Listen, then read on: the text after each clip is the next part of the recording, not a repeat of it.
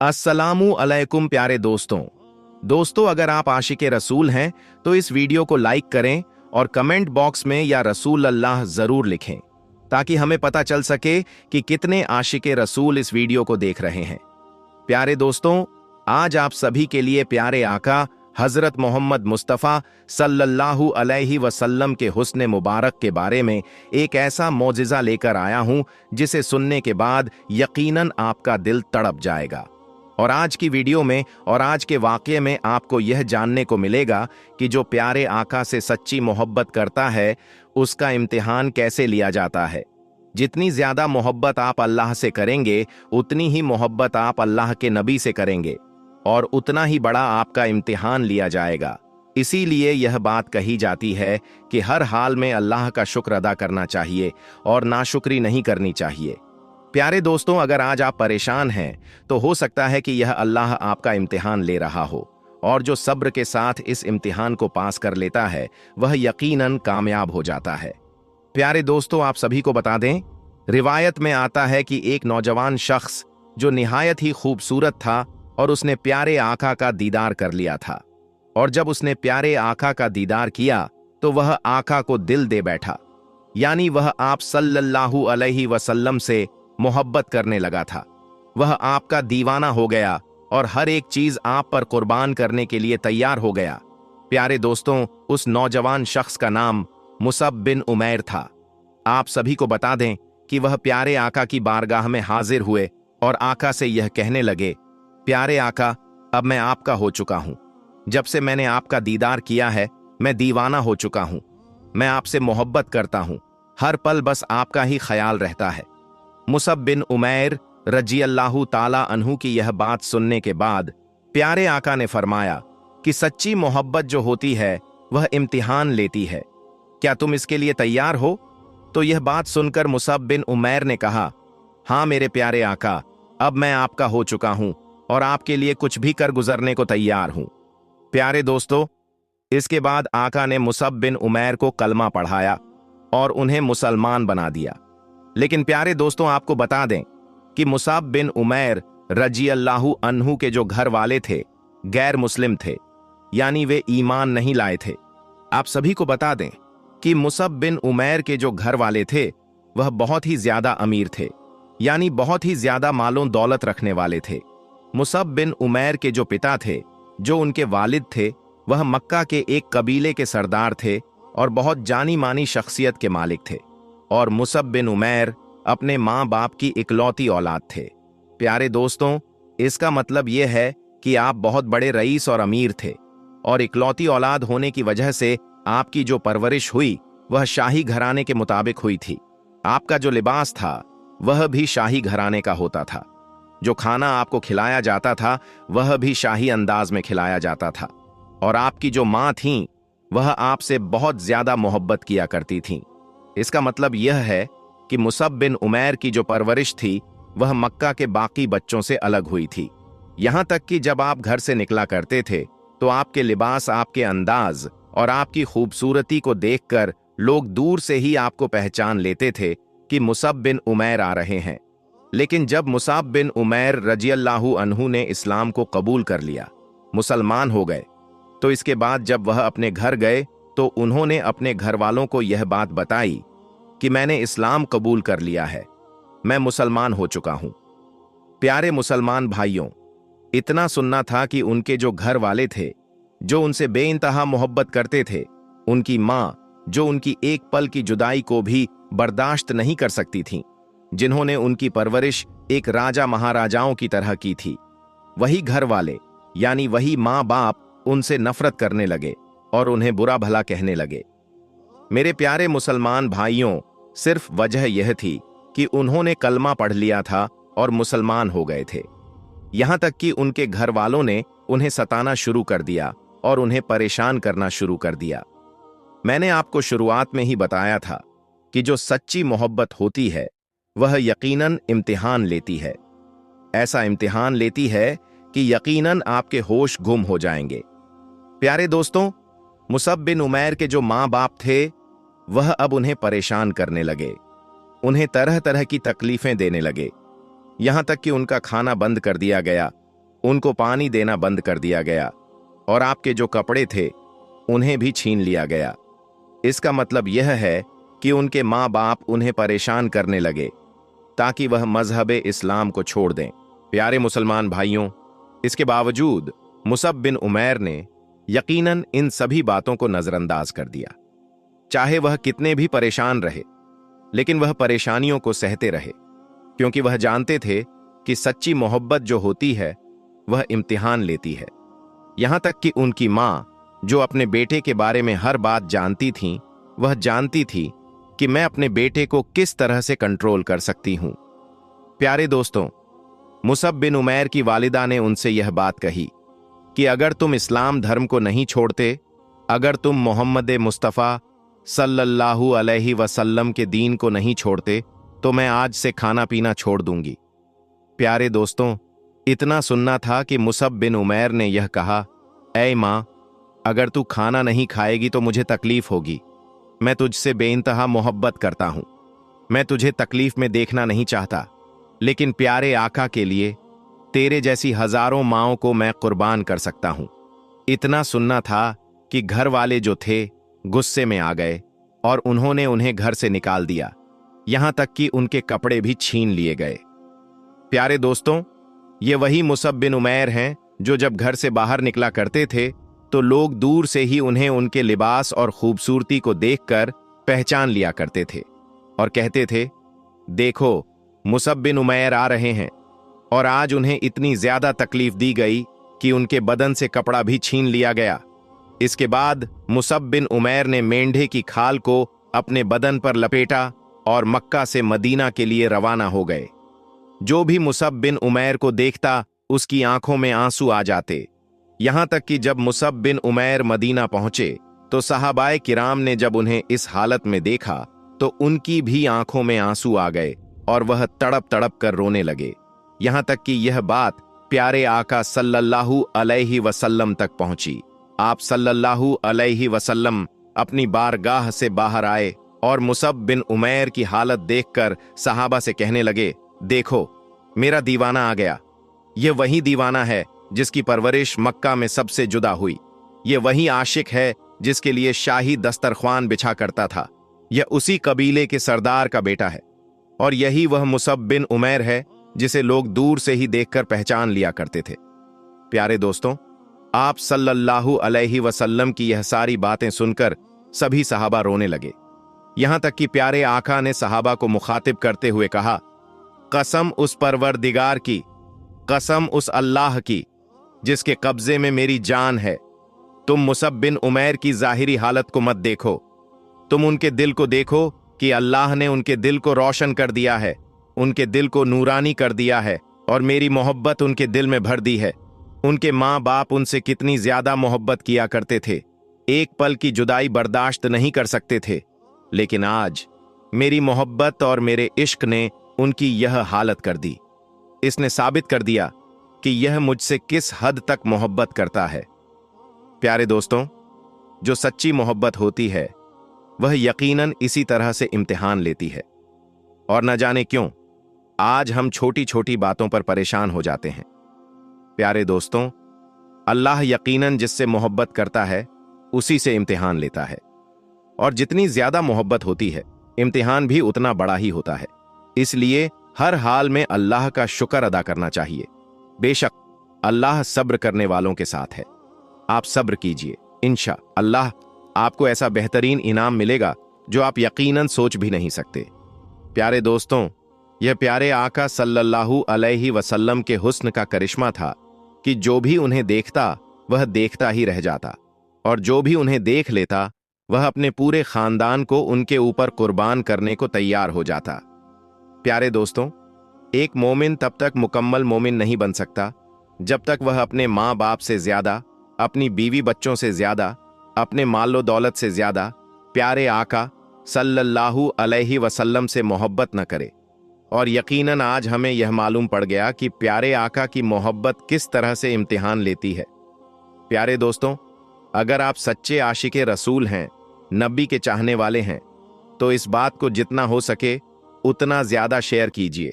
दुनिया वालों को बता दीजिए कि सच्ची मोहब्बत किसे कहते हैं, तो दिल खोलकर शेयर कीजिए। प्यारे दोस्तों, सबसे पहले तो हम आपको फिरौन के बारे में कुछ अहम जानकारी देते हैं। फिर हम आपको अल्लाह के इस करिश्मे के बारे में बताएंगे। इसलिए आप इस वीडियो को बगैर स्किप किए आखिर तक जरूर देखना। दोस्तों, अल्लाह पाक सारी कायनात का मालिक है, कोई उसका शरीक नहीं है। कल कयामत के रोज अल्लाह ताला हर उस इंसान को माफ फरमा देगा जो अल्लाह पर अपना यकीन रखता है, मगर उस इंसान को अल्लाह ताला कभी भी माफ नहीं फरमाएगा जिसने अल्लाह के जात के साथ किसी और को शरीक किया होगा। याद रखिए, दुनिया में 4 बादशाह ऐसे गुजरे हैं जिन्होंने खुदा होने का दावा किया था, जिनमें नमरूद, शद्दाद, बख्ते नसर और फिरौन शामिल है। लेकिन फिर अल्लाह ने उनके साथ में कुछ ऐसा किया कि यह लोग रहती दुनिया के लोगों के लिए एक इबरत का निशाना बनकर रह गए। इनमें से एक था फिरौन, जिसकी आज हम बात करेंगे, जिसकी लाश आज 3000 साल गुजर जाने के बाद भी वैसी ही सही सलामत है, और कुरान पाक के फरमान के मुताबिक कयामत तक फिरौन की लाश ऐसे ही मौजूद रहेगी। दोस्तों, कुछ मुद्दत पहले की बात है कि दुनिया का कोई भी इंसान यह नहीं जानता था कि खुदा होने का दावा करने वाले फिरौन की लाश के साथ में क्या हुआ है, यानी कि उसकी लाश कहां पर चली गई और उसके साथ में क्या हुआ होगा। इस बात के बारे में कोई भी नहीं जानता था, लेकिन अल्लाह पाक की किताब तौरात, इंजील और कुरान पाक में भी इसका जिक्र डिटेल से मिलता है। मगर यहूदियों ने कुरान पाक को मानने से इनकार कर दिया था। हम आपको बता दें कि फिरौन का जिक्र अल्लाह ताला ने कुरान पाक में कुछ यूं किया है कि हम फिरौन की लाश को दुनिया के सामने इब्रत के लिए महफूज रखेंगे। दोस्तों, 1891 तक किसी को भी फिरौन की लाश का कोई नामो निशान मालूम नहीं था, मगर फिर कुरान पाक ने इस बात का जिक्र कर दिया था कि फिरौन हजरत मूसा अलैहिस्सलाम की कौम का पीछा करता हुआ दरियाए नील तक पहुंचा और वहां पर जाकर पानी में गर्क होकर अपनी फौज समेत तबाहो बर्बाद हो गया था, जबकि उसी पानी ने अल्लाह के हुक्म से हजरत मूसा अलैहिस्सलाम और उनकी कौम को गुजरने का रास्ता दे दिया था। लेकिन इसके बाद फिरौन के साथ में क्या हुआ, इसके बारे में दुनिया की तमाम किताबें खामोश हो गईं। यहां तक कि तौरात और इंजील में भी इस बारे में कोई जिक्र नहीं मिलता है, जबकि कुरान पाक में इस बारे में एक अजीब सी बात कही गई है जिसने पूरी दुनिया को हिलाकर रख दिया था। कुरान पाक की आयात पर आज तक किसी ने भी ज्यादा गौर और फिक्र नहीं किया। खुद मुसलमान भी इस आयत को पढ़कर आगे गुजर जाते हैं, यह समझे बगैर कि इस आयत का इशारा किस बात की तरफ है। इस आयत में अल्लाह ताला क्या फरमाना चाहता है। अल्लाह तबारक व ताला ने सूरह यूनुस में इस बात का जिक्र किया है कि बस हमने तेरे जिस्म को समुद्र से निकालकर महफूज कर लिया ताकि बाद में आने वाले लोगों के लिए तुम इबरत का निशान बन जाओ। दोस्तों, फिरौन की इस वाकये को गुजरे हुए 3000 साल से भी ज्यादा का अरसा गुजर चुका है। 3000 साल पर पहले तक फिरौन की लाश समुद्र में रही। इसके बाद अल्लाह ताला ने दुनिया वालों को दिखाने के लिए कि मेरा कुरान सच्चा है, मेरे प्यारे नबी हजरत मोहम्मद सल्लल्लाहु ताला अलैहि वसल्लम का फरमान सच्चा है, यह दिखाने के लिए अल्लाह ताला ने फिरौन की लाश को समुद्र से बाहर निकालकर फेंक दिया। फिर कई दिनों तक फिरौन की लाश समुद्र के किनारे पर पड़ी रही। मगर यहां पर अल्लाह की कुदरत देखें, इस बीच फिरौन की लाश को किसी भी जानवर ने मुंह तक न लगाया, यहां तक कि कोई परिंदा भी उस जानिब नहीं गया। लेकिन फिर एक दिन एक मिस्री शख्स भेड़ बकरियों को चरता हुआ उस तरफ चला गया और उसने फिरौन की लाश को समुद्र के किनारे देख लिया। इसीलिए फिर उसने यह खबर मिस्र के वजीर तक पहुंचा दी। इसके बाद फिरौन की लाश को दरबार में लाया गया। फिर उस पर रिसर्च के लिए उसे काहिरा ले जाया गया। वहां पर ले जाकर फिर फिरौन की लाश को जमीन के अंदर दफन कर दिया गया, मगर अल्लाह के हुक्म से जमीन ने भी फिरौन की लाश को बाहर फेंक दिया। फिर उसकी लाश को एक ताबूत में रखा गया और इसके बाद उसे मिस्र के एक म्यूजियम में रख दिया गया। तब से लेकर आज तक, यानी कि 3000 साल गुजर जाने के बाद भी आज भी फिरौन की लाश वैसे ही सही सलामत रखी हुई है, और कुरान पाक के फरमान के मुताबिक कयामत तक फिरौन की लाश ऐसे ही सही सलामत रहकर लोगों के लिए इब्रत का निशाना बनी रहेगी, ताकि अपने आप को खुदा कहने वालों का यह हाल देखकर आने वाली नस्लें सबक हासिल करती रहें। कहा जाता है कि फिरौन का सिर और गर्दन का हिस्सा खुला हुआ है, जबकि जिस्म के बाकी हिस्सों को एक पट्टी में लपेट कर रखा गया है। और कहा जाता है कि फिरौन की नाक का सामने वाला हिस्सा गायब है। उसको दरिया के किसी हैवान ने या किसी बड़ी मछली ने खा लिया था। फिर इसकी लाश को दरिया के किनारे फेंक दिया गया था, ताकि यह दुनिया वालों के लिए इबरत का निशान बनकर रह जाए। दोस्तों, इसके बाद से फिरौन की लाश वैसे ही रखी हुई है, और हजारों साल गुजर जाने के बाद आज भी फिरौन की लाश पर गोश्त वैसे ही तरोताजा मौजूद है।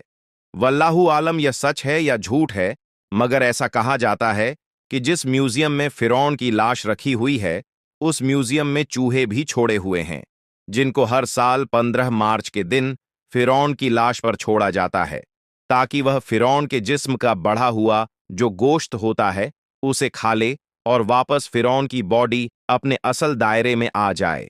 इसके बाद फिरौन की लाश की ड्रेसिंग की जाती है और फिर उसको वापस शीशे में बंद कर दिया जाता है। इसके बाद 1 साल तक वैसे ही वह शीशे में बंद रहती है।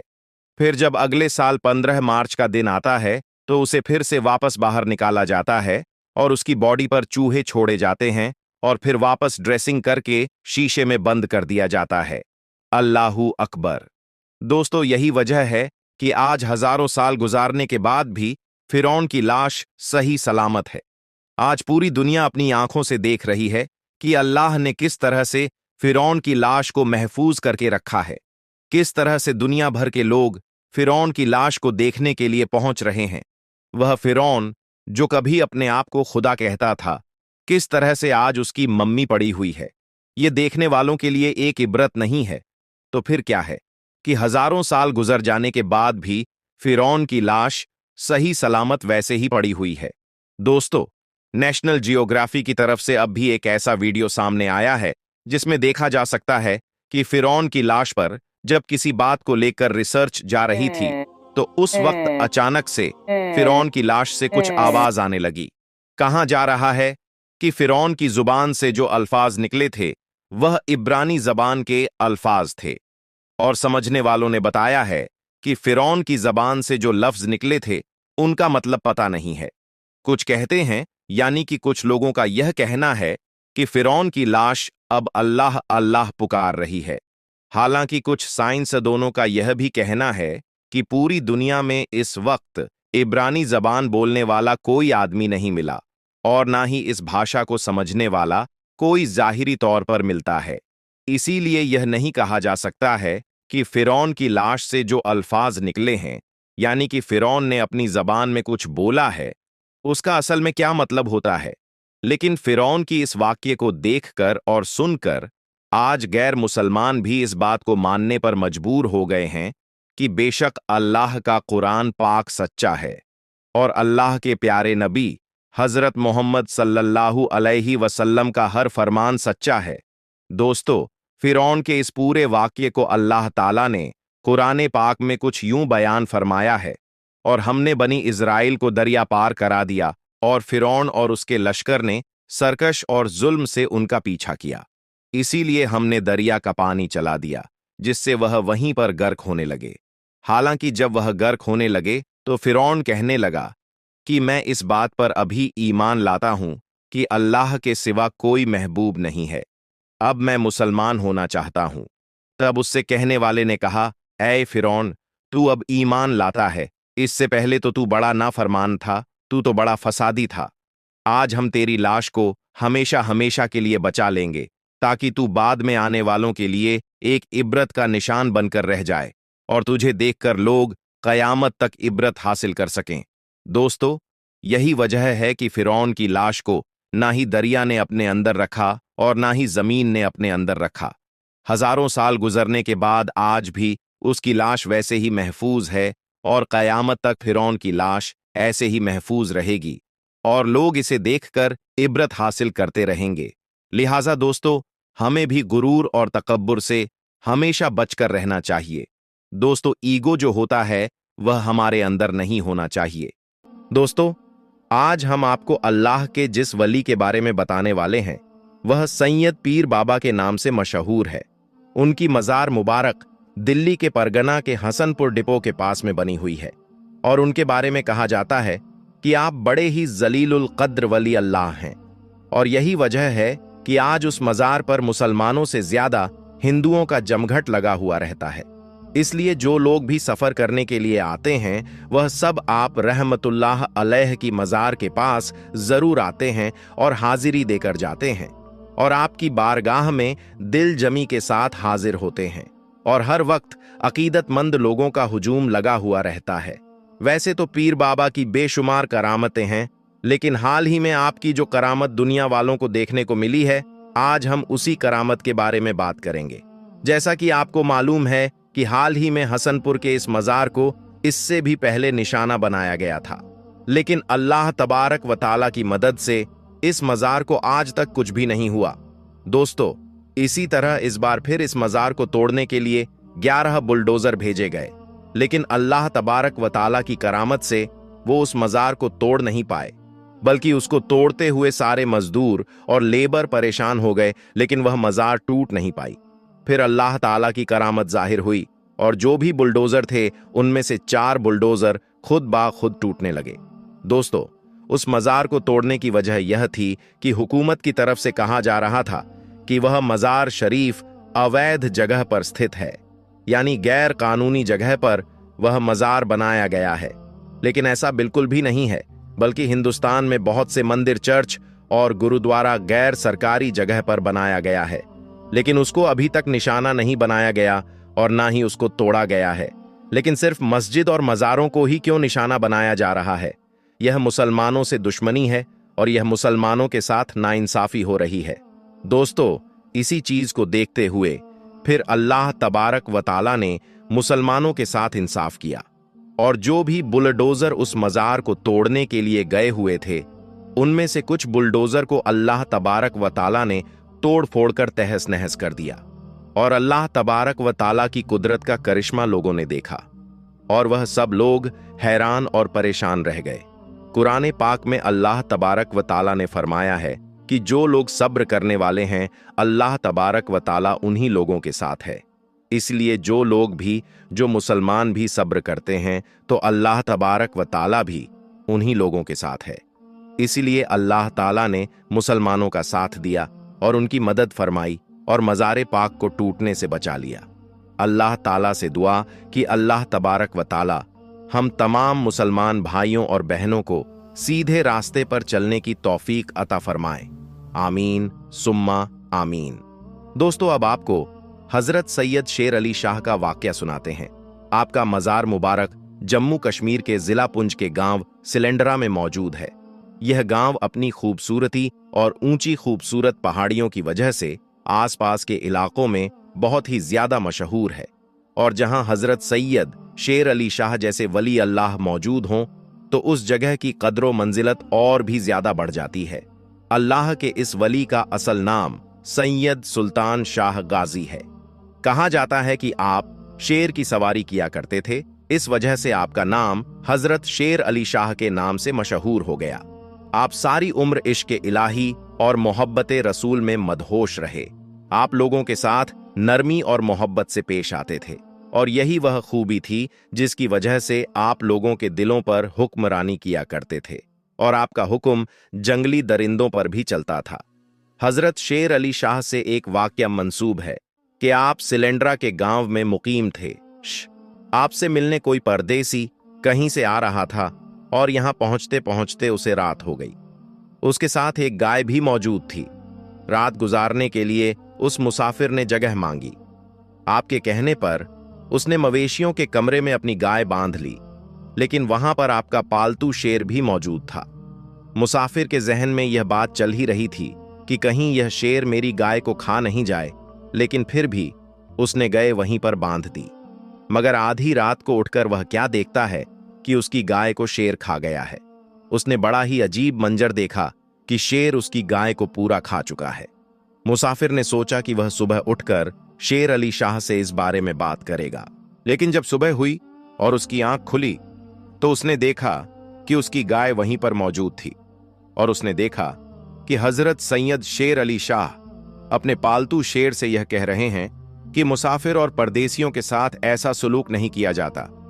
प्यारे दोस्तों, हजरत सैयद शेर अली शाह के कहने पर उस शेर ने अपनी पीठ में से पूरी की पूरी गाय बाहर निकाल दी। आपकी एक और करामत जो आज भी मौजूद है। एक बार आप इस शेर की सवारी करते हुए जंगल से गुजर रहे थे। रास्ते में आपको प्यास लगी तो आपने अपने मुरीद को एक असा दिया। यह असा एक लाठी की तरह होता है। आपने यह असा देकर कहा कि इस असा को पत्थर पर मारो। ऐसा करने से वहां पर अल्लाह के करम से एक चश्मा फूट पड़ा और आज तक वही पानी लंगर के लिए इस्तेमाल होता है और आज भी आसपास के लोग उसको इस्तेमाल करते हैं, यानी कि वह पानी आज भी बह रहा है। प्यारे दोस्तों, हजरत शेर अली शाह का इंतकाल सन 1262 हिजरी में हुआ और मखियाला में आपका मजार मुबारक मौजूद है। दोस्तों, कहा जाता है कि आपके इंतकाल के बाद आपके पालतू शेरों को आजाद कर दिया गया, लेकिन आज भी उन्हीं शेरों की औलादें, उन्हीं शेरों की नस्लें आपके दरबार में हाजिरी देने के लिए आती हैं। कुछ दिन पहले सोशल मीडिया पर एक ऐसी वीडियो वायरल हो रही थी जिसमें कुछ जंगली शेर एक दरगाह पर आते हैं और कुछ वक्त के लिए उस दरगाह पर रुकते हैं। अब इस वीडियो के बारे में लोग तरह तरह के ख्याल कर रहे थे। कुछ लोगों का यह कहना था कि इन शेरों को साफ देखा जा सकता है कि यह दरगाह को चूमते हैं और वहां कुछ देर खामोश खड़े रहते हैं, जबकि चंद लोगों का यह कहना था जो मजार को नहीं मानते हैं, अल्लाह के वलियों को नहीं मानते हैं, उनका यह कहना था कि यह महज जंगली दरिंदे हैं जो अपनी खुराक की तलाश में अपने इलाके से निकल कर आ चुके थे। बहरहाल प्यारे दोस्तों, आप इस बारे में क्या सोचते हैं? कमेंट बॉक्स में कमेंट करके जरूर बताइएगा। दोस्तों, अब हम आपको हिंदुस्तान की एक ऐसे मस्जिद के बारे में बताएंगे जिसमें पूरी तरह से पानी भर गया। फिर वहां के मुसलमानों ने जो किया उसे देखकर आप भी हैरान और परेशान हो जाएंगे। इसलिए आप लोगों से गुजारिश है, इस वीडियो को आखिर तक देखते रहिएगा। दोस्तों, जैसा कि आप सभी को मालूम है कि इस वक्त हिंदुस्तान के बहुत से इलाकों में पानी भर गया है। जगह जगह पर बाढ़ आ रही है जिससे लोगों की जानो माल का काफी नुकसान हो रहा है। कुछ जगहों पर तो इस पानी की वजह से इतने ज्यादा हालात खराब हो गए हैं कि जिनको देखकर लोगों की आंखों में आंसू आ रहे हैं। आज हम आपको बताने वाले हैं कि पानी का यह सैलाब जब एक गांव की मस्जिद में दाखिल हुआ तो उस वक्त अल्लाह ताला का ऐसा क्या मौजिज़ा हुआ कि जिसे देखकर गैर मुस्लिम लोग भी अल्लाहु अकबर का नारा लगाने लगे। और यही नहीं, इस पूरे वाक्य को सुनकर आप भी हैरान रह जाओगे। इसलिए आज का यह वीडियो आप सभी के लिए बहुत ही खास है। आप इसको आखिर तक जरूर देखिएगा। और सबसे पहले, अगर आपको अल्लाह ताला पर पूरा भरोसा है तो इस वीडियो को दिल से एक लाइक जरूर कर दें। दोस्तों, इस गांव में गैर मुस्लिम और मुसलमान दोनों साथ साथ रहा करते थे। यह गांव अपने अमन चैन और अपने भाईचारे की मिसाल के तौर पर जाना जाता था। लोग एक दूसरे के सुख दुख में बराबर के शरीक होते थे। इस गांव में अगर कभी किसी के घर में कोई खुशी होती तो दोनों धर्म के लोग मिलकर खुशियां मनाते थे, और अगर कभी किसी घर में कोई दुख या मुसीबत आ जाती, कोई गम आ जाता, तो दोनों धर्म के लोग एक दूसरे के दुख में शामिल होते थे। इस गांव की एक खास बात यह थी कि यह पूरा का पूरा गांव बहुत खुशहाल था, यानी कि यह गांव कुदरती खूबसूरती और हरियाली से भरा हुआ था। अल्लाह ताला ने इनको हर तरह की नेमतों से नवाज रखा था। इस गांव के ज्यादातर लोग करीब के शहरों में अपना कारोबार करते थे, लेकिन अब में एक मसला यह बन गया कि जो सबके लिए परेशानी का बाइस बना हुआ था, और वो यह था कि इस गांव में पिछले 1 साल से बारिश नहीं हो रही थी, जिसकी वजह से गांव का हर आदमी परेशान नजर आने लगा था। क्योंकि इससे पहले लोग अपने खेतों में फसलें उगाया करते थे, जिससे हर तरफ हरियाली ही हरियाली का मंजर होता था। लेकिन अब बारिश न होने की वजह से इनकी फसलें सूख चुकी थी और ना ही दरख्तों में पहले जैसी रौनक बाकी रही थी। इस परेशानी के आलम में एक तरफ गैर मुस्लिम लोग यह समझने लगे थे कि शायद उनका भगवान उनसे नाराज हो चुका है, इस वजह से हमारे गांव में बारिश नहीं हो रही है। इसलिए गैर मुस्लिम लोग मंदिर या अपने गिरजा घरों में जाकर अपने भगवान की पूजा करने लगे और हाथ जोड़कर अपने भगवान से बारिश बरसाने प्रार्थना करने लगे। लेकिन बारिश का कोई भी नामो निशान नहीं था। और दूसरी तरफ मुसलमान भी यह सोचने लगे थे कि शायद अल्लाह ताला उनसे नाराज हो चुका है, इस वजह से बारिश नहीं हो रही है। इसलिए वह भी अपनी मस्जिदों में जाकर नमाज पढ़ने लगे और गिड़गिड़ाकर अल्लाह ताला से दुआएं मांगने लगे। लेकिन आसमान पर बादल का एक टुकड़ा भी नजर नहीं आ रहा था। हालांकि इस गांव में रहने वाले तमाम मुसलमान नेक दिल और इबादत गुजार थे। उन्हीं में से एक बुजुर्ग मौलवी साहब भी थे जो अपनी नेकी और इबादतों की वजह से पूरे गांव में मशहूर थे। मौलवी साहब सिर्फ 5 वक्त की नमाज ही नहीं पढ़ाते थे, बल्कि वह रात को उठकर तहज्जुद की नमाज भी अदा किया करते थे। और यही नहीं, मौलवी साहब हर वक्त अल्लाह का जिक्र करते और गांव के दूसरे लोगों को भी नेकी की तरफ माइल करते थे। ऐसा था इस पूरे गांव का माहौल। लेकिन इस वक्त बारिश न होने की वजह से इस गांव के लोग बहुत परेशान हो चुके थे। इसलिए इस परेशानी के आलम में गैर मुस्लिम लोग अपने ईश्वर से प्रार्थना कर रहे थे, जबकि मुसलमान लोग अपने अल्लाह से मदद की दुआएं मांग रहे थे। लेकिन दूर दूर तक बारिश की कोई भी उम्मीद नजर नहीं आ रही थी। दोस्तों, इस तरह से अब तक वक्त गुजरता जा रहा था। अप्रैल और मई की शदीद गर्मी का मौसम आ चुका था। दूसरी तरफ पूरे गांव में हर तरफ सूखा पड़ा हुआ था। इस वजह से दरख्तों के पत्ते भी झड़ चुके थे। शदीद गर्मी की वजह से जमीन तप रही थी। और यही नहीं, बारिश न होने की वजह से इस गांव में पानी की भी शदीद कमी आ चुकी थी। लोग अपने जानवरों को पानी पिलाने के लिए मीलों दूर चलकर जाते थे, लेकिन वहां पर भी उनको मायूसी का सामना ही करना पड़ता था। एक दिन मौलवी साहब, जो हमेशा की तरह यानी कि अपने मामूल के मुताबिक गांव की गलियों से गुजर रहे थे, उन्होंने देखा कि शदीद गर्मी की वजह से पूरे गांव के लोग बेहाल हो चुके हैं। इसके साथ ही उस वक्त सूरज की तपिश भी इतनी ज्यादा थी कि मौलवी साहब को ऐसा लगा जैसे कि वह शदीद गर्मी में पिघल जाएंगे। फिर जैसे ही मौलवी साहब आखिरी गली तक पहुंचे तो उनके दिल में शदीद परेशानी और बेचैनी ने जन्म ले लिया था। इसलिए फिर परेशानी के आलम में उनकी जबान से बेइख्तियार अल्फाज निकल गए कि या अल्लाह, हमारे गांव में इतनी बारिश बरसा कि पानी हमारे सीनों तक पहुंच जाए। प्यारे दोस्तों, मौलवी साहब ने यह बात बगैर सोचे समझे ऐसे ही कह दी थी। यानी कि इस परेशानी में उनके मुंह से इस तरह की दुआ ऐसे ही निकल गई थी। उनका मकसद सिर्फ इतना ही था कि किसी भी तरह से इस सख्त गर्मी से निजात मिल जाए और गांव में बरसात हो जाए। अब जिस गली से मौलवी साहब गुजर रहे थे, उसी गली के किनारे पर एक फकीर बैठा हुआ था, जिसने मौलवी साहब की बातों को सुन लिया था। यह सुनकर वह फकीर बाबा मौलवी साहब से कहने लगे कि आप ऐसी दुआ अल्लाह से ना करें, क्योंकि हमारे गांव में ज्यादातर घर छोटे और कच्चे हैं। अगर इतनी ज्यादा बारिश हमारे गांव में हो गई तो फिर हम कहां पर जाएंगे? हमारे तो मकान ढा जाएंगे। अब मौलवी साहब, जो कि गर्मी से तंग आए हुए थे, वह फकीर की इन बातों को सुनकर कुछ नाराज हो गए और कहने लगे, ए फकीर बाबा, तुम कुछ ना कहो। एक तो यहां पर बारिश नहीं हो रही है और ऊपर से तुम्हें अपने घर की फिक्र लगी हुई है। इतना कहकर फिर मौलवी साहब उन्हीं कदमों से मस्जिद की तरफ चल पड़े। अब उनके जहन में बस यही बात थी कि कैसे भी हो बारिश हो जाए और इस गर्मी से राहत मिल जाए। मौलवी साहब को इस वक्त इस बात का बिल्कुल भी अंदाजा नहीं था कि अगर उनकी दुआ की कबूलियत हो गई तो फिर यहां पर इतनी जबरदस्त और खतरनाक बारिश हो सकती है कि फिर हमें संभलने तक का मौका भी नहीं मिलेगा। खैर, इसके बाद मौलवी साहब जैसे तैसे करके मस्जिद तक पहुंचे तो वो निढाल हो गए थे। उन्होंने मस्जिद में दाखिल होते ही अपनी नजरें आसमान की तरफ उठाई। उन्होंने देखा कि आसमान पर अचानक से घने और काले बादल छाने लगे थे। यह देखकर मौलवी साहब की आंखों में खुशी की चमक आ गई थी। उन्होंने फौरन ही अल्लाह ताला का शुक्र अदा किया और फिर गांव वालों को खुशखबरी देने के लिए मस्जिद में मौजूद लोगों के पास गए और जाकर उनसे कहने लगे कि आज हमारे गांव में जरूर बारिश होगी।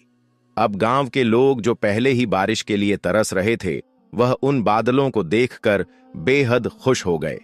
इसलिए फिर गांव के सब लोग अपने अपने घरों में तैयारी करने लगे और नमाज पढ़ने के लिए मस्जिद में जमा होने लगे। इसके बाद मौलवी साहब ने मस्जिद में जमात के साथ नमाज पढ़ाना शुरू कर दिया।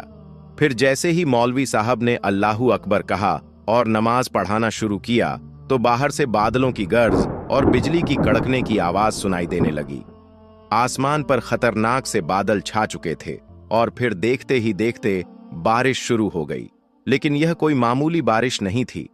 काले काले बादलों ने अचानक ही पूरे आसमान को ढांप लिया था। फिर इतनी तेज बारिश शुरू हो गई कि चंद ही लम्हों में गांव की सारी गलियां और सारे मैदान पानी से भर गए। पानी का बहाव इतना ज्यादा तेज था कि नदी नाले भी उसके सामने बेबस हो गए। अब मस्जिद के अंदर नमाजियों ने जब तेज बारिश को महसूस किया तो उनके दिलों में खौफ पैदा होने लगा था। लेकिन उन सब नमाजियों के ईमान की मजबूती ऐसी थी कि किसी ने भी अपनी नमाज नहीं छोड़ी और वह वैसे ही अल्लाह की इबादत में मसरूफ रहे। और इधर मौलवी साहब भी इमामत करते हुए उनको नमाज पढ़ाते रहे। फिर बारिश इतनी ज्यादा तेज हो गई कि मस्जिद के अंदर भी पानी दाखिल होने लगा और देखते ही देखते पूरी मस्जिद में लबालब पानी भर गया।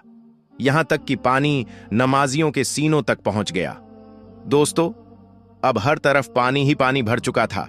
यहां तक कि गांव का हर कोना पानी में डूब चुका था। गांव वाले अभी कुछ देर पहले जो बादलों की आमद पर खुशी मना रहे थे, अब वह सब खौफजदा हो गए थे। लेकिन इधर मस्जिद में मौलवी साहब और उनके साथियों ने पानी के बहाव में भी अपनी नमाज को जारी रखा, क्योंकि उनके दिलों में अल्लाह पर मुकम्मल भरोसा था।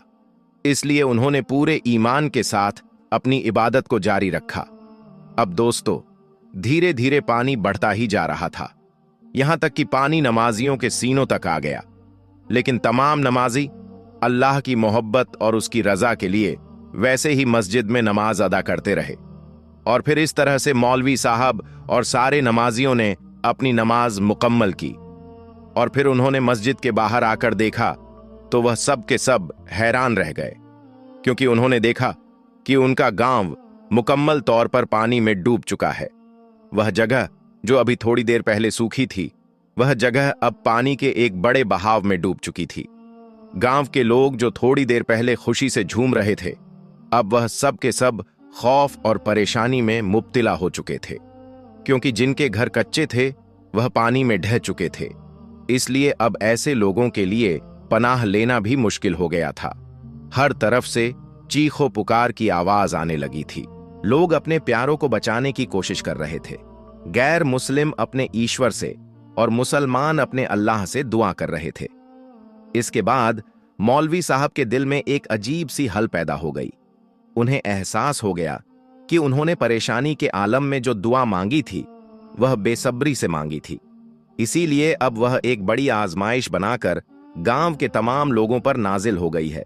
इसलिए फिर मौलवी साहब ने फौरन ही अल्लाह की बारगाह में हाथ उठा दिए और गिड़गिड़ा कर दुआ करने लगे, या अल्लाह हमें माफ कर दो, हमसे बहुत बड़ी खता हो गई है। या अल्लाह हमारी इस आजमाइश को दूर फरमा दो।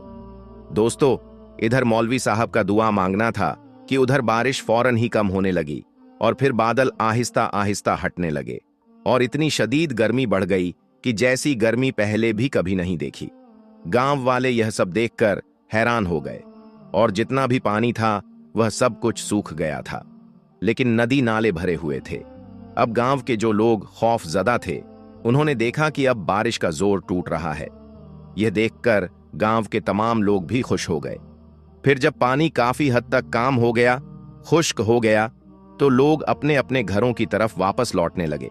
फिर मौलवी साहब ने गांव के लोगों को एक जगह पर इकट्ठा किया और फिर उन्होंने गांव के लोगों को अपनी मांगी गई दुआ के बारे में बताया और कहा कि देखो, अल्लाह की जात बहुत बड़ी मेहरबान है, अल्लाह बहुत बड़ा रहीमो करीम है, लेकिन हमें अल्लाह की हिकमत को समझना बहुत जरूरी है। अगर हमारी मांगी गई दुआओं का दूसरों के लिए मुश्किलात का सबब बन जाना है तो वह हमारे लिए एक आजमाइश बन जाती है। इसके बाद मौलवी साहब ने सबको यह नसीहत फरमाई कि ऐ लोगो, हमें अल्लाह के बंदों का ख्याल जरूर रखना चाहिए और जब भी कभी मुसीबत में दुआ करें तो दूसरों की मुश्किलात का भी ध्यान रखना चाहिए। ऐ लोगो, हम चाहे कितने ही नेक क्यों ना हों, जब तक हम दूसरों की परेशानी का ख्याल नहीं रखेंगे तब तक हमारी इबादतों का कोई फायदा नहीं होगा। याद रखिए, अल्लाह को हमारे सजदों की नहीं बल्कि हमारे साफ दिलों की जरूरत है। यह बात सुनकर गांव वालों के दिलों में एक नई रोशनी पैदा हो गई इसके बाद उन्होंने अल्लाह से माफी मांगी और अहद किया कि आज के बाद वह जब भी कभी अल्लाह से दुआ करेंगे तो वह दूसरों का ख्याल जरूर रखेंगे और अपने आमाल में सुधार करेंगे। दोस्तों, इस वाक्य के बाद इस गांव के लोगों ने अपने रब की राजा के लिए अपनी इबादतों को न सिर्फ और बेहतर बनाया बल्कि एक दूसरे की मदद और खिदमत को भी अपना मकसद बना लिया। दोस्तों, हाजी मलंग दरगाह में जय श्री राम का नारा लगाना पड़ा महंगा। प्यारे दोस्तों, आज हम बात करेंगे हाजी मलंग बाबा के बारे में, लेकिन सबसे पहले जानते हैं कि यह कौन थे, क्योंकि जिन्हें जानकारी नहीं है तो आगे वीडियो बढ़ाने से कोई फायदा नहीं। तो सबसे पहले जान लेते हैं कि यह कौन थे। प्यारे दोस्तों, हाजी बाबा का नाम हाजी मलंग अब्दुल रहमान था, जो एक सूफी थे और 12वीं सदी में मिडिल ईस्ट से भारत आए थे। हाजी मलंग बाबा की यह दरगाह मुंबई से लगभग 50 किलोमीटर दूर है। कहते हैं कि हाजी मलंग दरगाह 300 साल पुरानी और सबसे प्रसिद्ध दरगाहों में से एक है। यह पहाड़ों पर बने मलंग गढ़ नाम के किले पर मौजूद है। यहां तक पहुंचने का रास्ता बहुत ही खूबसूरत है। हाजी मलंग शाह बाबा के बारे में कहा जाता है कि उस वक्त जब वह अपने साथियों के साथ ब्राह्मणवादी गांव में पहुंचे, तब वहां राजवंश के राजा नरदेव का राज्य था। महाराष्ट्र के लोग राजा के शासन में दामों के जुल्म से बहुत परेशान थे। लोगों का ऐसा मानना था कि जब यह जुल्म ज्यादा बढ़ गए तो ईश्वर ने उनकी फरियाद सुनी और उन्हें बचाने के लिए हाजी मलंग बाबा रहमतुल्लाह अलैह को भेजा। तो दोस्तों, हाजी मलंग दरगाह, जहां शेर भी जाते हैं हाजिरी देने, एक ऐसे अल्लाह के वली का दरबार जहां शेर जाते हैं हाजिरी लगाने के लिए। इसी अल्लाह के वली के दरबार में भक्तिगिरी करने गए थे कुछ लोग। फिर जो कुछ हुआ दोस्तों, जानकर आपके भी रोंगटे खड़े हो जाएंगे। चलिए, आज हम हाजी मलंग बाबा, हाजी अब्दुल रहमान, हाजी मलंग बाबा का वो दरबार जहां हाजिरी देने के लिए जानवरों का बादशाह शेर जाता है। दोस्तों, जंगल के जानवर भी जानते हैं कि यह अल्लाह के वह वली हैं जिनकी बारगाह में शेर भी अकीदत के साथ सर झुकाने के लिए जाते हैं। और कई बार लोगों ने देखा कि हाजी मलंग बाबा के दरबार में शेर अकीदत के साथ पहुंचे और मानो ऐसा लग रहा हो कि शेर भी, यानी जंगल का राजा भी, अपनी फरियाद लेकर अल्लाह के वली के दरबार में पहुंचा है। लेकिन दोस्तों, बदलते हुए जमाने और बदलते हुए हालात में कुछ लोग भक्तगिरी करने के लिए हाजी मलंग के दरबार में पहुंचे। फिर क्या हुआ उनके साथ? दोस्तों, पूरी जानकारी इस वीडियो में देने जा रहे हैं। आपसे गुजारिश करना चाहेंगे कि आप इस वीडियो में आखिर तक बने रहें। प्यारे दोस्तों, अगर आप भी अल्लाह के वली के चाहने वाले हैं तो अल्लाह के वली के नाम से, हाजी मलंग बाबा के नाम से एक बार कमेंट में अल्लाहू अकबर जरूर लिखें और इस वीडियो को दिल से लाइक करना बिल्कुल मत भूलिएगा और चैनल को भी सब्सक्राइब जरूर करें। दोस्तों, अल्लाह के वली का दरबार वह दरबार होता है जहां हिंदू क्या, मुस्लिम क्या सिख, क्या ईसाई, यानी हर धर्म के लोग अल्लाह के वली के दरबार में बिना रोक टोक के पहुंचते हैं। और अगर देश के अंदर दोस्तों हिंदू मुस्लिम एकता की सबसे बड़ी अगर कोई मिसाल है, यानी अगर किसी जगह को हिंदू मुस्लिम एकता की मिसाल कहा जा सकता है, तो वह है अल्लाह के वली का दरबार। चाहे सुल्तानुल हिंद ख्वाजा मोइनुद्दीन हसन चिश्ती रहमतुल्लाह अलैह की बारगाह हो, और दोस्तों चाहे हाजी अली की बारगाह हो या फिर हाजी मलंग की बारगाह हो, कहीं भी किसी को उसका धर्म नहीं पूछा जाता है, बल्कि जो भी अकीदतमंद अल्लाह के वली के बारगाह में पहुंचते हैं उनका स्वागत और इस्तकबाल होता है और बिना रोक टोक वो वहां पर पहुंच जाते हैं। लेकिन अब दोस्तों कुछ लोग इसका नाजायज फायदा उठाने लगे हैं। अब कुछ लोग इसका गलत फायदा उठाने लगे हैं और इसी तरीके का दिल को दहला देने वाला एक मामला हाजी मलंग बाबा की दरगाह से सामने आ रहा है। दोस्तों, पिछले दिनों एक खबर आपने देखी होगी कि कुछ लोग हाजी मलंग बाबा के दरबार में भी अपनी दावेदारी पेश कर रहे हैं और जब से उत्तर प्रदेश, जहां के सीएम योगी आदित्यनाथ महाराज हैं, जब से बाबा के राज उत्तर प्रदेश में राम मंदिर का शिलान्यास हुआ है, उसके बाद से दोस्तों, यानी राम मंदिर के उद्घाटन के बाद से, प्राण प्रतिष्ठा के बाद से लगातार ऐसा देखा जा रहा है कि जगह जगह कुछ लोग अपने आप को बहुत बड़ा भक्त दिखाने के लिए हर जगह जय श्री राम का नारा लगाते हुए नजर आ रहे हैं, और उसी की एक झलक यहां भी देखने को मिली। क्योंकि अल्लाह के वलियों के दरबार में किसी के लिए रोक टोक तो होती नहीं, किसी से उसका धर्म तो पूछा जाता नहीं, और इसी का फायदा उठाकर कुछ लोग हाजी मलंग बाबा के दरबार में भी पहुंचे थे और हाजी मलंग बाबा के दरबार में घुसकर जय श्री राम का नारा लगाना चालू कर दिया।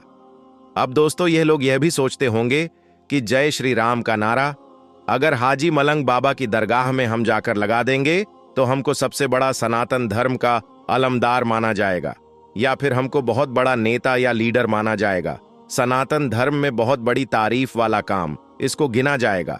लेकिन दोस्तों, गौर करने का मकाम है कि आप अगर किसी की दरगाह में, किसी के धार्मिक स्थल में जाकर आप अपना जाति सूचक नारा लगाते हो, और यही काम अगर कोई आपके धर्म के धार्मिक स्थल पर जाकर कर दे, तो क्या आपको तकलीफ होगी? मैं 100% कहूंगा कि आपको जरूर तकलीफ होगी। तो दोस्तों, जब आपको इससे तकलीफ हो सकती है तो दूसरे धर्म के लोगों को भी तकलीफ होगी। अरे, जहां आपको जय श्री राम का नारा लगाना चाहिए वहां जाइए। अयोध्या में मंदिर का उद्घाटन हो गया है, टिकट कटाइए, दर्शन कीजिए। जितना कस कस के शरीर में जितना दम है उतना दम के साथ वहां पर जय घोष कीजिए, नारा लगाइए, कोई रोकने टोकने वाला नहीं होगा। लेकिन इस तरीके से दरगाहों में घुसकर जो भक्त गिरी कर रहे हैं, यह बिल्कुल सरासर गलत है। और जब से दोस्तों यह खबर निकलकर सामने आई, वीडियो जब से वायरल चल रहा है कि हाजी मलंग बाबा के दरबार में घुसकर कुछ लोगों ने जय श्री राम के नारे लगाए हैं। वहां तो मुस्लिम थे दोस्तों, और उन्होंने अपनी मोहब्बत का और शांति का पैगाम दिया, और उन्होंने कुछ भी एक्शन वहां पर लिया नहीं, बल्कि लोग नारा लगाते रहे और यह लोग सिर्फ उन लोगों को देखते रहे। लेकिन अगर उन्हें में से कोई सरफिरा होता, अगर कोई सन की मिजाज होता, तो वहां पर बिल्कुल माहौल खराब हो सकता था, माहौल गड़बड़ा सकता था। और अगर माहौल गड़बड़ाता तो इसका जिम्मेदार कौन होता? दोस्तों, कुछ लोग हिंदू मुस्लिम कर करके चुनाव से पहले माहौल को खराब करना चाहते हैं। और इस चीज को देखते हुए दोस्तों, शायद हाजी मलंग बाबा के दरगाह में जितने मुसलमान रहे होंगे वह समझ गए होंगे कि यह नफरती तत्व है। इनका काम ही हिंदू मुस्लिम करना है, नफरत फैलाना है। और इसीलिए उन लोगों ने बहुत ही खामोशी और बहुत ही सब्र का मुजाहिरा किया, और उन्होंने कुछ भी रोका टोका नहीं। यूं ही मजहब इस्लाम में इन्नल्लाह मा अस्साबिरीन का पैटर्न है, यानी बेशक सब्र करने वालों के साथ अल्लाह है, और मुसलमानों ने सब्र किया। इस्लाम में सब्र की बड़ी फजीलत आई है। कुरान में फरमाया गया, सब्र करने वालों के साथ अल्लाह है। सब्र यह है कि अपनी कोई भी चीज, चाहे वो कितनी ही बड़ी क्यों ना हो, हाथ से जाती रहे तो हिम्मत ना को बैठें और ना ही रोए धोएं। आप बस अल्लाह के फैसलों पर राजी रहें और इस यकीन को बनाए रखें कि लिया उसी ने है जिसने दिया था। इससे अच्छा इस्तेमाल इसका हो भी क्या सकता है। और यह यकीन रखें कि अल्लाह रब्बुल इज्जत का कभी भी काम बेमकसद नहीं होता। अगर हम सफर से काम लेते हैं तो वह रब हमसे खुश होगा और आखिरत में अच्छे से अच्छा बदला भी देगा। और जब से यह वीडियो वायरल है दोस्तों, जगह जगह पर इसकी चर्चा हो रही है। जगह जगह पर लोग अपनी बातों को कह रहे हैं कि जिस दरबार में शेर अकीदत के साथ जाते हैं, जिस जंगल के जानवर को अल्लाह के वली की दरबार की ताजीम मालूम है, लेकिन यह 2 पैर के इंसान कैसे हैं जिनको अल्लाह के वली की बारगाह में जाने का तरीका मालूम नहीं है, उनकी अजमत व तौकीर मालूम नहीं है। जंगल का 4 पैर का जानवर अल्लाह के वली की दरबार में, हाजी मलंग के दरबार में अकीदत के साथ आ रहा है, खिराजे अकीदत पेश के जा रहा है। लेकिन यह 2 पैर का इंसान है या कुछ और है जिसको अल्लाह के वली के दरबार की जो रिवायत है वो मालूम नहीं है। अल्लाह के वली के बारगाह में जाकर क्या करना है उसे वो भी मालूम नहीं है। सिर्फ नफरत का काम करते हैं, नफरत को आम करते हैं। और इन्हीं जैसे नफरत पसंद तत्वों को दोस्तों हम लोगों को देखना है। और यह जो हालिया मामला है, वीडियो बहुत तेजी के साथ सोशल मीडिया में वायरल है। और पिछले दिनों से जिस तरीके से कुछ लोगों ने इस दरगाह पर अपना दावा ठोका था, उसके बाद से यह आशंका जाहिर हो रही थी कि आने वाले दिनों में कुछ ना कुछ तो जरूर होगा। और अब रिजल्ट देखने को मिल रहा है। प्यारे दोस्तों, हमारे गांव में एक साजिद नाम का लड़का रहता था, जो कोई खास पढ़ा लिखा तो नहीं था, और ना ही उसकी कोई खास शक्ल सूरत थी। इस वजह से कहीं पर भी उसकी शादी नहीं हो रही थी। लेकिन उसकी एक खूबसूरत कजन थी जिसका नाम जरीना था, जिससे वह दिल ही दिल में मोहब्बत करता था। एक दिन साजिद ने अपने घर वालों से कह दिया कि मैं अपनी इस कजिन के साथ शादी करना चाहता हूं। इसीलिए फिर साजिद के घर वालों ने इस बात पर जोर दिया तो जरीना ने हां कह दिया और दोनों का निकाह हो गया और रुखसती भी हो गई।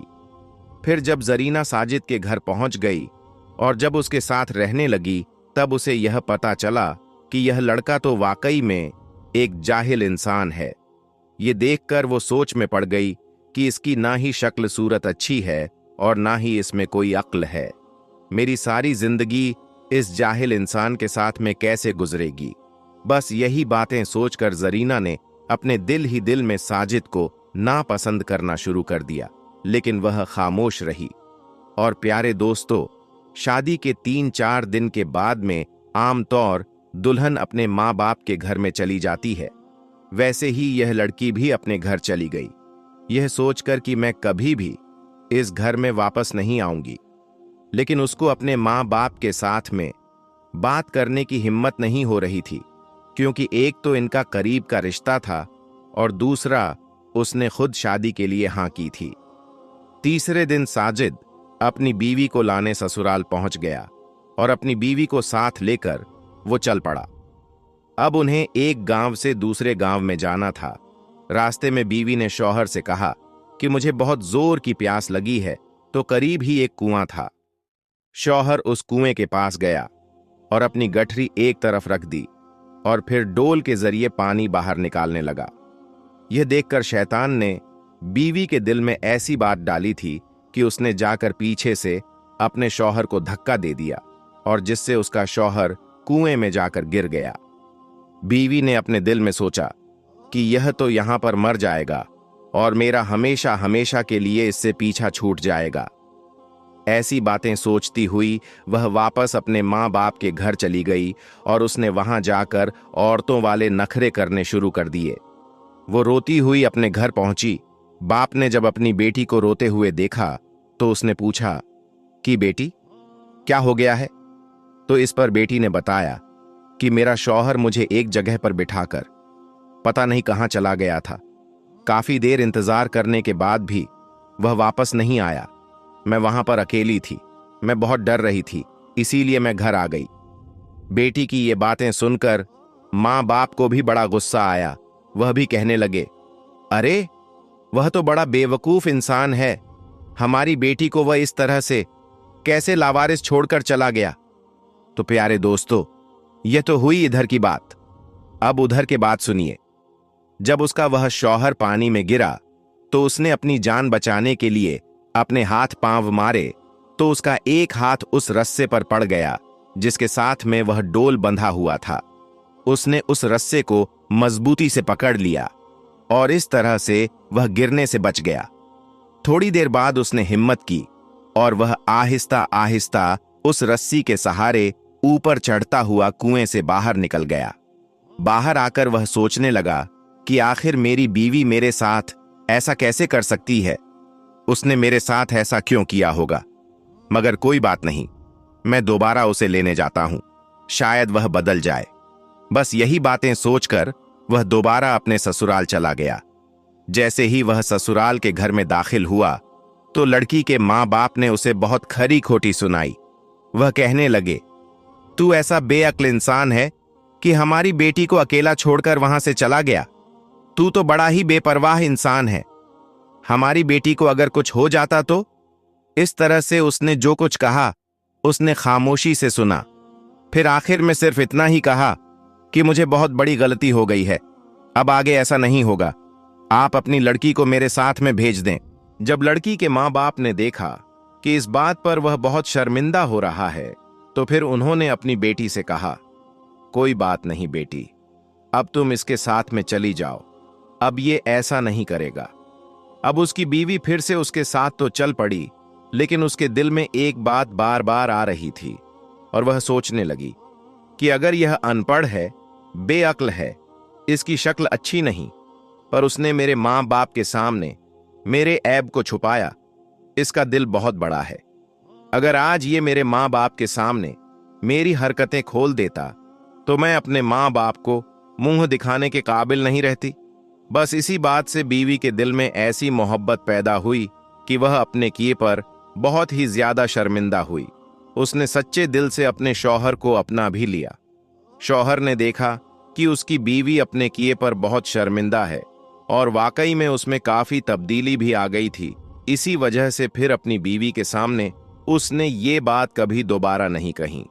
खैर, उसके बाद उन दोनों मियां बीवी में बेपनाह मोहब्बत ने जन्म ले लिया, और मोहब्बत भी ऐसी कि अब दोनों एक दूसरे के बगैर सांस भी नहीं लेते थे। फिर ऐसे करते करते कब 5 साल का वक्त गुजर गया, दोनों को एहसास तक ना हुआ।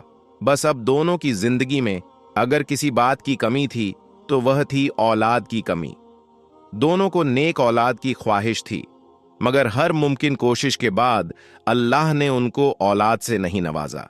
फिर एक दिन अल्लाह ने उनकी ये दुआ भी सुन ली। दोनों मियां बीवी के लिए वह बेहद ही खुशी का दिन था। जब बीवी को मालूम हुआ कि वह हामला है तो उसको ऐसा लगा कि जैसे उसकी जिंदगी मुकम्मल हो गई हो। लेकिन दोस्तों, अल्लाह को शायद कुछ और ही मंजूर था। 6 महीने के बाद एक हादसे में अचानक साजिद का इंतकाल हो गया। शौहर की अचानक मौत से बीवी को गहरा सदमा लगा और उसका रो रो कर बुरा हाल हो गया। उसकी तो पूरी जिंदगी ही उजड़ चुकी थी। उसको ऐसा लगने लगा था कि जैसे वो अब जी नहीं पाएगी। लेकिन उसके जीने की आस, उसकी कोख में पलने वाला वह बच्चा था। अब उसको अपने उस बच्चे के लिए जीना ही था, क्योंकि बीवी अपने शौहर की आखिरी निशानी को न सिर्फ दुनिया में लाना चाहती थी, बल्कि उसे परवान भी चढ़ाना चाहती थी। शौहर को फिर गांव के कब्रिस्तान में दफना दिया गया।